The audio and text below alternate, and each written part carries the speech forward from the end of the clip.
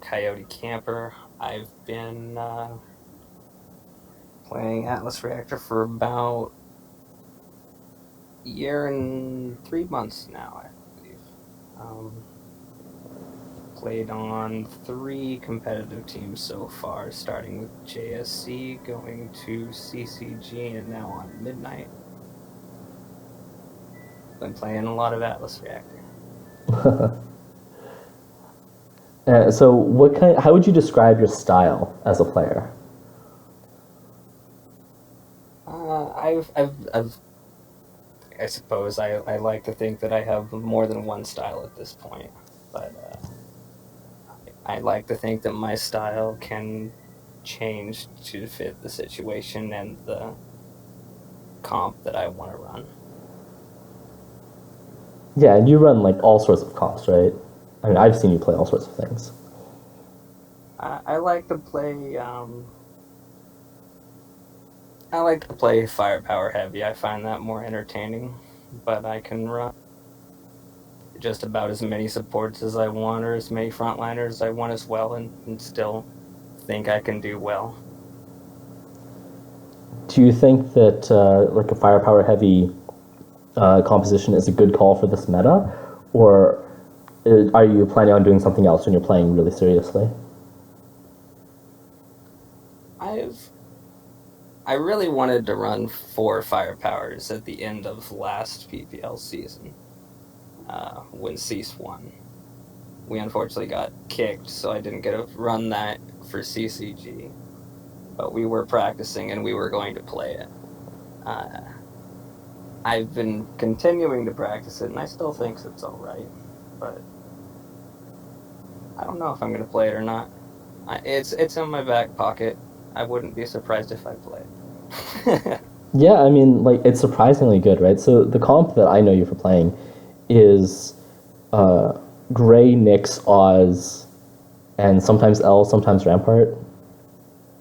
So the comp that I like to run is a lot of kite, basically as much range as you can put on 3 firepowers and as much damage. And you fake the safety of if any character ever gets in danger, that character leaves. That character doesn't take any damage, and you never allow them to take damage. And the rest of the characters output damage, and you pressure until they can't afford to trade with you anymore. And you trade and swap damage as much as you can until you out pressure them that way without ever taking any damage yourself. Yeah, I Uh, mean, I think it's really counterintuitive to me, but it seems to work like so well, right? yeah, I enjoy it. The fourth character I've kind of played around with L, Rampart, Rask, Isadora, Phaedra. Something to bring in attention and still dish out a lot of damage on its own while surviving for long periods of time with not very much help, no help at all. So that's the general goal of that. Yeah, I mean, I think it's particularly surprising because I would consider all of these lancers to be like not very good individually. Like I don't think of Nyx or Oz or Gray or L as being like go-to firepowers, but because of the sort of synergy that you have between them, because of this game plan that you have going in, it works better than I would have ever expected.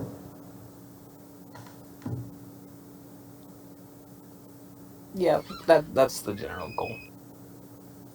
So, what are some other strategies that you like? I do like the trap comp that I played for the last 4 Lancer tournament. I find that very enjoyable. Watching things fly into ion clouds and through walls and just having permanent CC that you can throw out one a turn is it's scary. And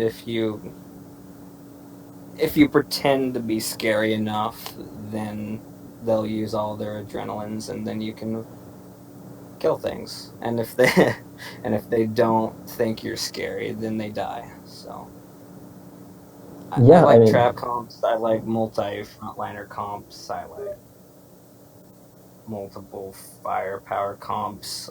I kind of experimented with Oz triple support, which I actually think is almost okay as long as they're not running more than one support on the enemy team. Um, yeah. Yeah. Going into the tournament, what do you expect to see from your opponents? I expect to see a lot of Rask. I honestly don't know what anyone's going to play is one of the weird things.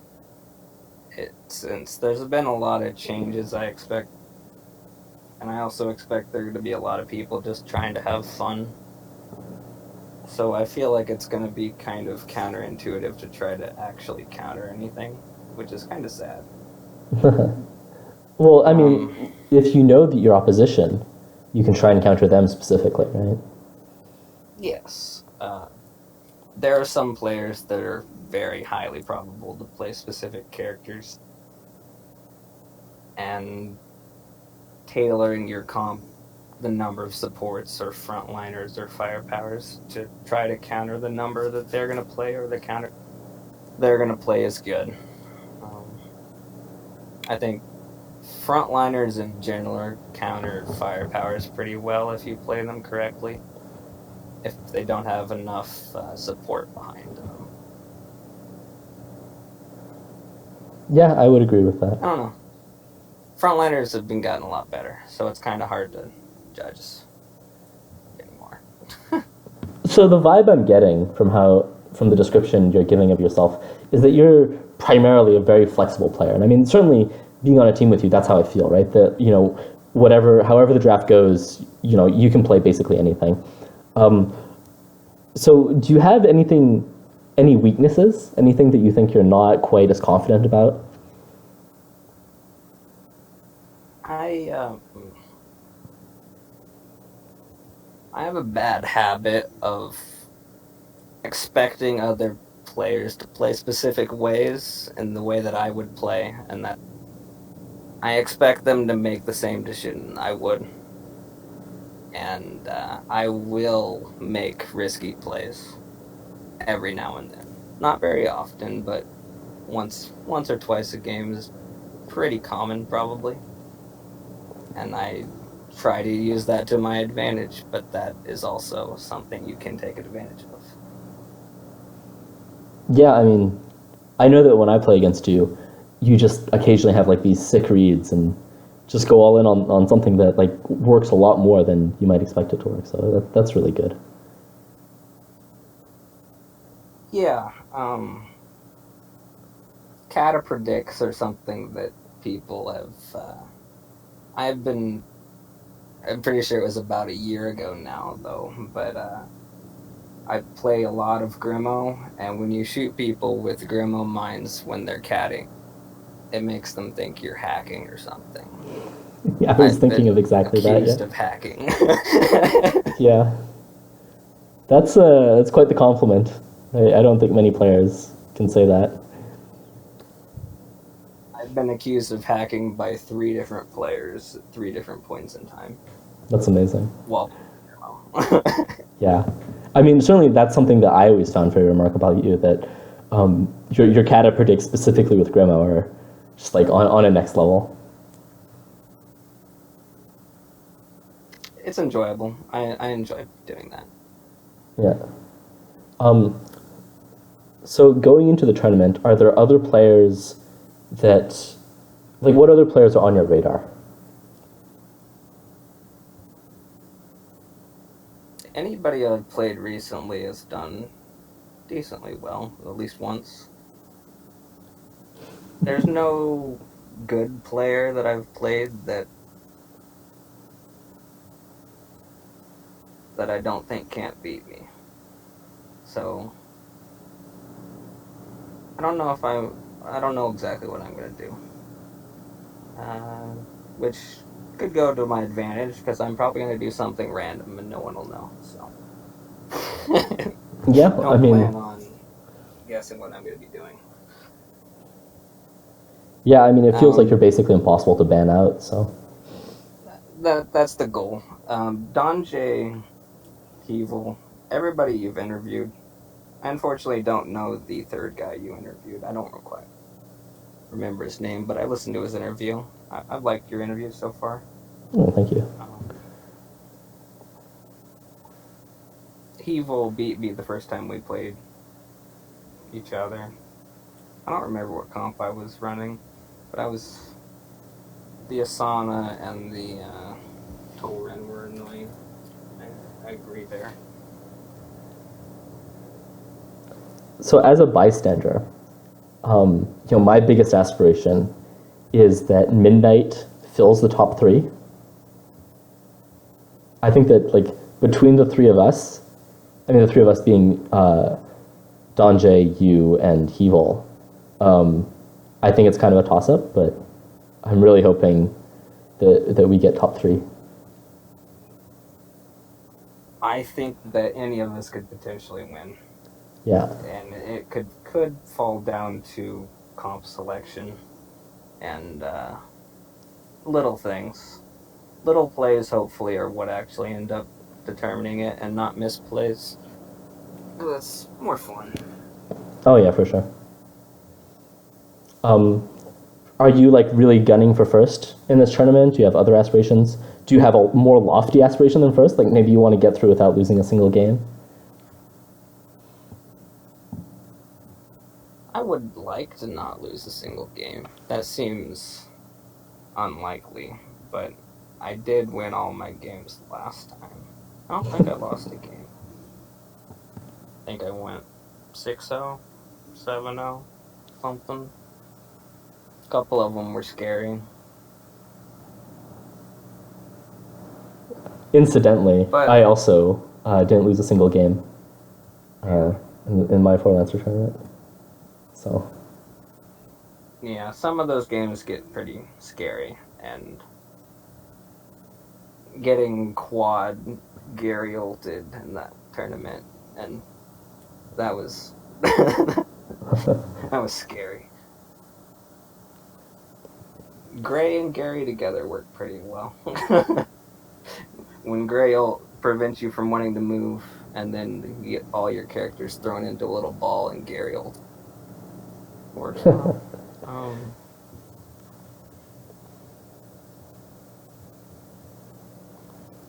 So when people watch you on stream, what are the things they should be looking out for? What is going to make you really stick out as your own unique player and not just another name? I definitely don't plan on playing anything that's... I don't know if I'll play a standard double firepower support frontline. I might.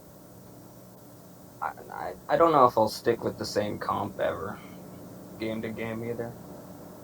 If I do, it might lean towards a firepower heavy thing, just for fun. See how far I can go with that. But other than that, hopefully I can land some hacking Grimo shots during the tourney or something. Yeah, that's going to be really hype.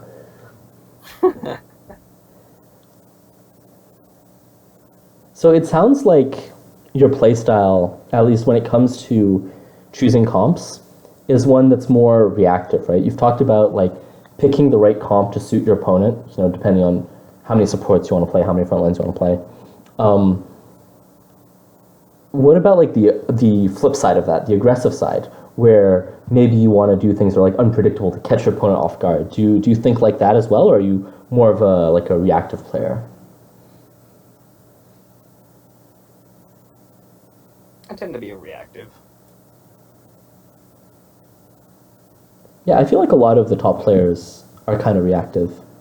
And I wonder if it's because it's lower variance. So if you already know that you're better, then playing the reactive safer thing, you're less likely to lose. Is that it for you, or is it something else? It's not always reactive safer. Sometimes it is reactive more aggressively. That's... Being reactive and being aggressive aren't necessarily opposites, and from my opinion. So, if a player plays very safely, you can counter them by playing very aggressively, because especially if they don't expect you to do such a thing, you can take very aggressive, very risky positions and capitalize on. You can beat good players by basically not having them ever expect that you're going to be in a position on a certain turn that they basically don't believe that you could be in. And that's a good way to win. Yeah, that's great advice. Um, Suppose you have a talented up and comer, right? Someone who doesn't have much experience with the game, but has the potential to become a tip top player. Would you have any advice for that kind of player? Because I feel like that's going to be a majority of our field on Saturday. Sure.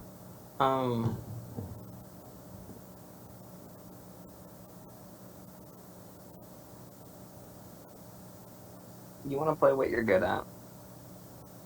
You're going to want to figure out what you can beat, and maybe some people want to target ban a little harder and play more strong characters, Orioning, etc. If you target ban and plan on playing things that other people would want to ban or expect you to ban, that's probably a good way to play. That's some solid advice right there. The advice of playing what you're good at really resonates with me, because I feel like if you pick, a couple, I think that when you're good at something, you really do see a marked difference. I know that when I put in like 100 or so games with one comp, at the end of those 100 games, I'm a lot better than when I started. And maybe, I mean, I know you have these comps that you've played over and over again. Do you feel the same way? Definitely do, yeah. Yeah. The movements get better. It takes a while to really. I feel like I've fleshed out the multi-firepower thing.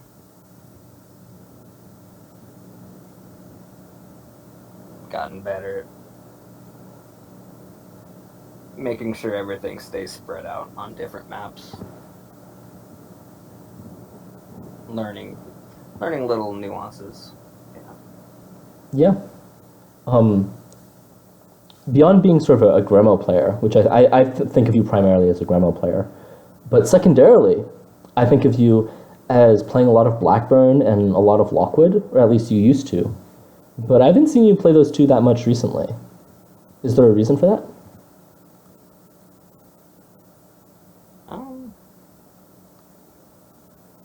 I have not been using them much in Four Lancer, but mostly that's because I consider them to be strong on their own, but not necessarily good team play. Kind of, they're very good at playing by yourself, but if you can keep everything alive, then other things can be better. So those are more solo queue characters in my opinion. Like Blackburn, you can carry on. Lockwood, you can carry on. Grimo, you can carry. They all have safety and aggressive tendencies that you can use while also dishing out high amounts of damage, and you don't have to worry about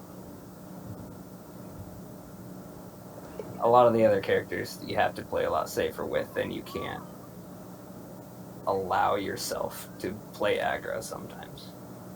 So if your entire team plays around that, then you can play that way. And I've been experimenting a lot more with things other than what I would consider to be standard characters,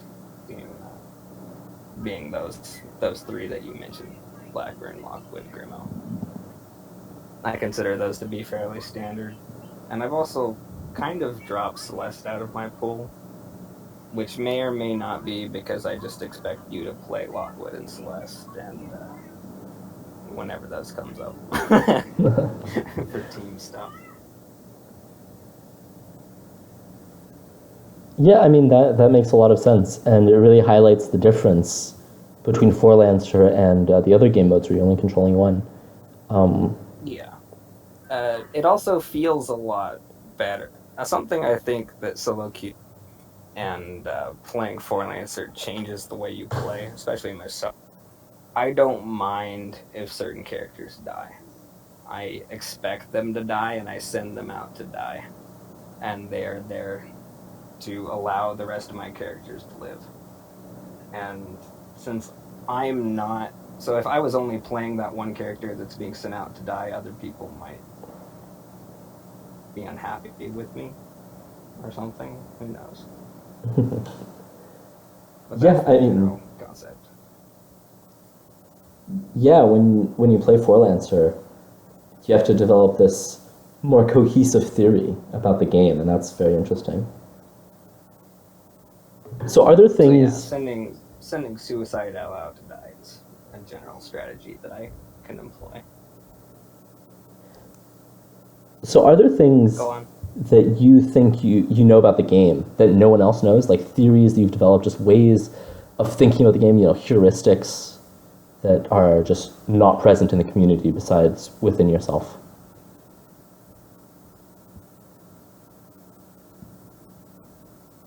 That's an interesting question. Other than the fact that I don't... The only thing is, we've already brought this up multiple times, is that I play without supports fairly consistently. And do a lot more trading. And protective movement of each individual character, trying to maximize trading potential. But that's just solid firepower play and learning how to play it that way instead of aggressively with a support with a bubble behind you, which everyone does at this point. So. Yeah, that makes a lot of sense. It reminds me of like Counter-Strike almost. Do you watch any Counter-Strike? I've not, but I think I know what you mean with positioning and selecting specific areas that you're going to lock down and prevent people from moving through as you're kind of shoring up a specific area and progressing through an area and locking down others. Yeah. Yeah, and the movement is sort of always such that if the person in the lead gets picked off, the person right behind them can just like peek out and get the trade. And that's sort of how I feel when I play against you, right? Where again your firepowers are always there to get the trade. Yeah, covering the thing that you're expecting to get shot so that you can know where things are and then shoot. Exactly. Yeah. Yeah, that's really interesting. I definitely think that that's maybe something that I've certainly something I've never heard voiced before. So that definitely qualifies as a great answer to this question. All right. Well, is there anything else? Any questions that I should have asked but didn't? Not that I can think of. Should be fun. I know I'll have some fun. Yeah, that's the main objective, right? And you might go home $100 richer. Who knows? I might sponsor the next one. Yeah. All right. Well. Yeah. Thanks for doing the interviews. Yeah. Thanks for your time. It was a real pleasure to get to interview you. Good luck, everybody.